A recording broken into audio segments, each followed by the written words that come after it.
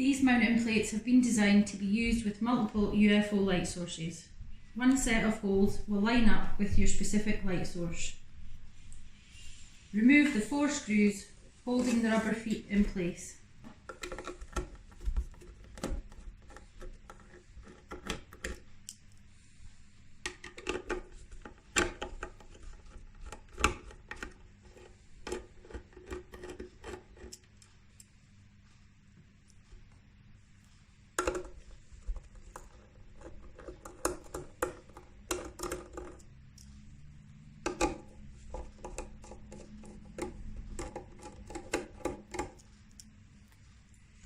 Make sure the rubber feet are still placed over the screw holes. Carefully line up the mounting plate in the correct position for the screw holes required. Using the M3x10 screws provided, screw through the plate and rubber feet into the light source until tight.